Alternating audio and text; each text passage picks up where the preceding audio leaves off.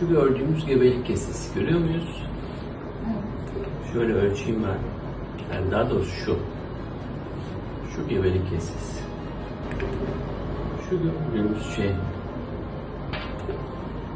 beslenme kesesi, yolsak dediğimiz. Gelelim çocuğa. Şurada bakın kalp açını görüyoruz. Görüyor musunuz? Şöyle. Şimdi dinleyelim. Duyuyor musunuz?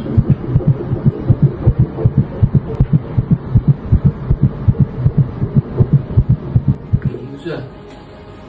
4 aşılama. Öyle mi? Evet. 3 yumurtlatma tedavisi. Eninde sonunda tüp bebek. Tüp bebekten gebesi kaldı. Hayırlısı bakalım. Şimdi bu bir.